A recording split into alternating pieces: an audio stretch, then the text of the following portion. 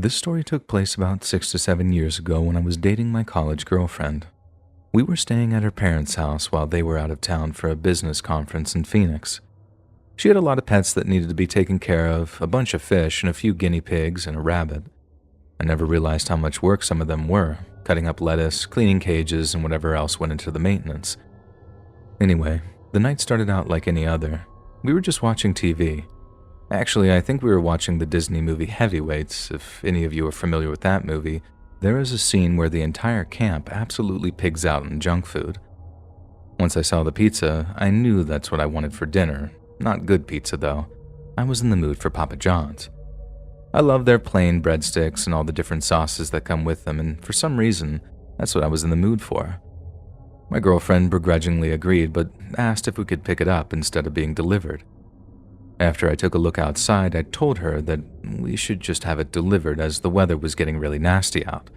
It was a mixture of sleet, snow, and rain. She agreed, but asked if I would call in the order, and I didn't mind. I called in, paid with a tip included, so they could just leave it at the door. They said it would take around half an hour or 45 minutes to deliver, which seemed reasonable to me. But after an hour and a half, I was starting to get hungry. I knew the roads were wet and honestly felt kind of bad for ordering it, as her parents' house was probably a good 7 to 8 miles away from the pizza place. Just as I was beginning to give up on the fact that food would ever arrive, I saw headlights pulling up the long driveway. But as the vehicle got closer to the house, the light stayed on with no movement. No one got in or out of the car. It was just parked there for a good 5 minutes. I opened up the door and waved them on, trying to acknowledge that this was the right place. Still, no movement as the headlights glared right at my face. Then suddenly the headlights went off, but the car wasn't moving closer to the house, it was moving further away. The car was backing up down the driveway and heading towards the road. I was both confused and increasingly hangry. I called the shop and asked for the status of the delivery and if I should cancel due to the weather. They told me that the delivery driver should have been there as they left a while ago. My girlfriend also seemed overly concerned or anxious about the whole situation. I told her it wasn't a big deal and if worse came to worse, we could just make a sandwich or something.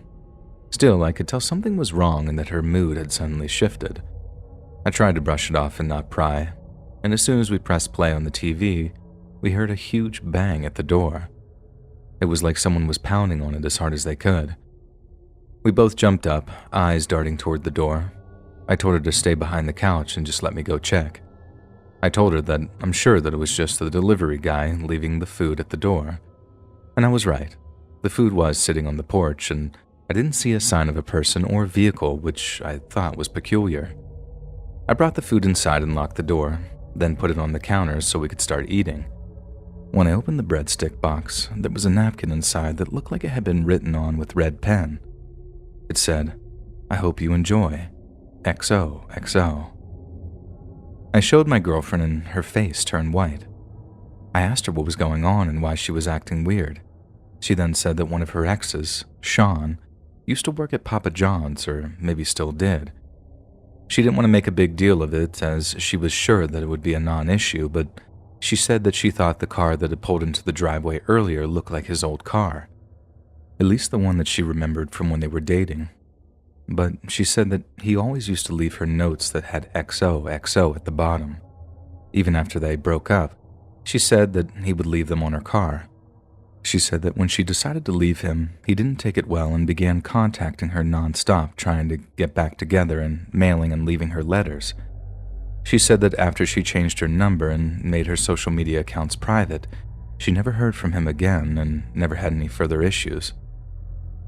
I really didn't know what to say. I wanted to say I'm sure this one was a big coincidence, but I didn't know if it was or wasn't. I told her that anybody that was here is now gone as I didn't see a person or car outside. I told her that we should skip dinner and go to bed if she wanted, but she said she was fine and that we should eat. About 15 to 20 minutes after we got done eating, we heard another loud crash coming from outside. It sounded like glass or ice had been hurled against the sliding glass doors in the kitchen. Again, I told her to stay in the living room while I went to check it out. The motion sensor was activated in the backyard, but I didn't see anyone or anything. I didn't see anything that could have hit the glass, nothing was broken that I could see. I asked if she wanted me to call the police, and she was reluctant. One of her parents would have to be notified, and she said she really didn't have any proof that someone was there. We decided to call it an early night and try to get some sleep. I knew that I wasn't going to be able to sleep much. My anxiety was definitely going to keep me up most of the night. Thankfully, the remainder of the night was uneventful. It was 3 a.m. and we hadn't heard or seen anything else. However, to this day I swear that I heard scratching and whispering from 3 a.m. on to the morning. I felt like someone was outside the window, but every time I shifted the blinds to look, nothing was there. In the morning, I chalked it up to the animals making noise, maybe to make myself believe or feel better about the situation from the night before. To my knowledge, nothing else came from the incident, and my girlfriend at the time never had another weird occurrence. We broke up a few years later, but almost every single time I order pizza, I think about that night, and I half expect there to be a note in my pizza box. If you enjoyed this scary story, listen to thousands more, either over on the Let's Read YouTube channel or podcast.